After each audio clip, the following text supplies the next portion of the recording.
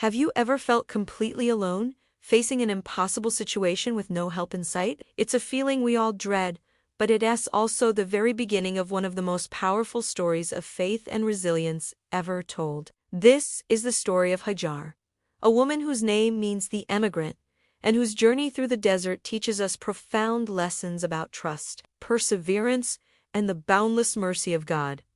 Our story begins in the ancient land of Canaan, where the prophet Ibrahim lived with his beloved wife, Sarah. For years, they had prayed for a child, but their prayers remained unanswered. Sarah, seeing her husband's deep longing for an heir to carry on his legacy of faith, made an incredible sacrifice. She suggested that Ibrahim marry her loyal Egyptian handmaiden, Hajar, so that he might have a child through her. Ibrahim agreed, and soon Hajar was blessed with a son. They named him Ismail, which means God has heard, a beautiful testament to their answered prayers. The household was filled with joy, but as Ismail grew, the dynamics within the family became complex. It was then that God commanded Ibrahim to take Hajar and their infant son Ismail on a journey. Imagine the scene: Ibrahim, Hajar, and the baby Ismail, traveling far from the familiar comforts of Canaan, deep into the Arabian Peninsula. They journeyed 4 days,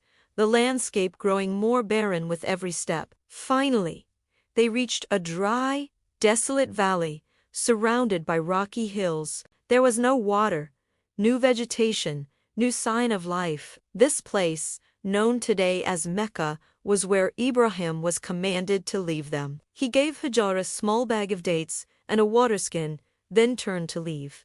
Can you imagine Hajar's heart at that moment? She ran after him, her voice filled with desperation. "Oh Ibrahim, where are you going, leaving us in this valley where there is no person whose company we can enjoy, nor is there anything here?" Ibrahim, his heart heavy with emotion, did not look back. He couldn't. This was a command from God, a test of his own faith. Hajar asked again and again.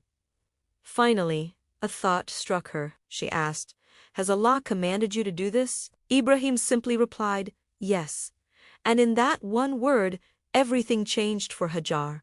Her fear turned into profound trust. Her desperation transformed into unwavering faith. She replied with a certainty that echoes through the ages, "Then he will not abandon us." With those words, she turned back to her child, her heart at peace, fully surrendering to God's plan. Left alone in the scorching valley, Hajar cared for her baby. She drank from the waterskin and ate the dates Ibrahim had left. But soon, the inevitable happened. The water ran out, and the dates were gone. Her milk dried up, and little Ismail began to cry from thirst, his tiny body writhing in distress. A mother's heart cannot bear to see her child suffer. Panicked, Hajar couldn't stand to watch him. She placed him on the ground and began a frantic search for water. She looked around and saw the nearest hill, Safa. She ran to the top, her eyes scanning the horizon, desperately hoping to spot a traveler or a source of water. She saw nothing but endless sand and rock. Then, she looked across the valley to another hill, Marwa, thinking she might see something from there. She ran down Safa, across the valley floor, and up to the peak of Marwa. Again, nothing. Her heart pounded in her chest, but she didn't give up. Driven by a mother's love and a sliver of hope, she ran back to Safa, then back to Marwa, and back again. She ran between these two hills 7 times. 7 desperate, exhausting trips under the blazing sun, fueled by love for her child and a deep-seated trust that God had not abandoned them. This desperate act of running, known as the sea, is reenacted by millions of pilgrims during Hajj and Umrah.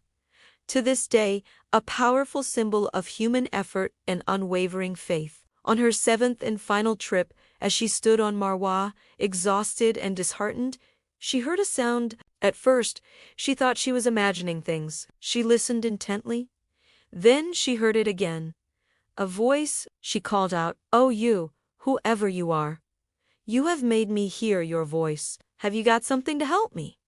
And then she saw it. An angel, Gabriel, had descended near The angel struck the ground with his wing, and right there, where Ismael's tiny feet had been kicking the sand, water gushed forth, a spring of pure, life-giving water bubbling up from the barren earth. Hajar rushed to the spring, overjoyed and overcome with gratitude. She began to cup the water with her hands, drinking and filling her empty water skin. She tried to build a small basin of sand around it to contain the flow, saying, "Zam, Zam," which means stop, stop, trying to preserve the precious gift. This spring became known as Zin. The Prophet Muhammad later said, "May Allah bestow mercy on Ismail's mother. Had she let the Zamzam flow without trying to control it, it would have been a flowing stream on the surface of the earth." The miraculous appearance of the Zamzam well transformed everything. It not only saved Hajar and Ismail from certain death, but also became the nucleus of a new community. Birds began to circle overhead,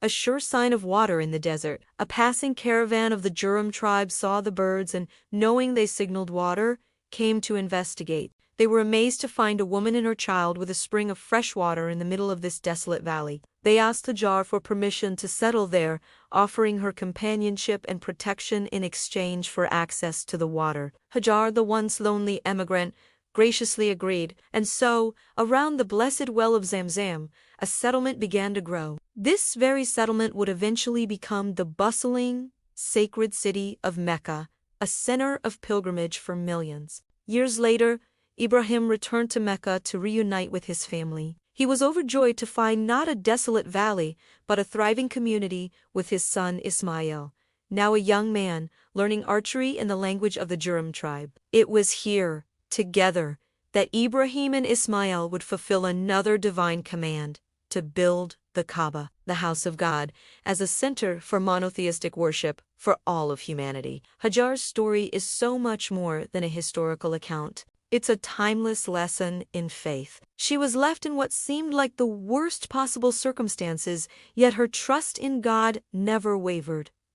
She didn't just sit and wait for a miracle. She put in the effort. She ran, she searched, she did everything within her human power. And when her effort was met with divine mercy, a miracle occurred that not only saved her and her son but also laid the foundation for a city and a global community of faith. Her legacy is a testament to the idea that, with unwavering trust and sincere effort, miracles can happen. She teaches us that even when we feel utterly alone and abandoned, we are never truly forsaken. Her frantic running between Safa and Marwa wasn't just a search for water, it was a physical manifestation of hope against all odds. It reminds us that our struggles, our efforts, and our perseverance are seen and valued by God. The next time you feel like you're in a desert, facing an insurmountable challenge, remember her strength, her resilience, and her unshakable faith. Her story is a powerful reminder that God's plan is always greater than our understanding, and His mercy can bring forth life from the most barren of places. She's a true hero of faith, a mother whose love shaped history, and a role model for anyone who has ever had to walk through the wilderness. Thank you so much for joining me on this journey into Hajar's incredible story. If her resilience and faith inspired you, please hit the like button and subscribe for more stories that uplift the soul. Share this video with someone who might need a reminder that they are never truly alone. Until next time, stay blessed.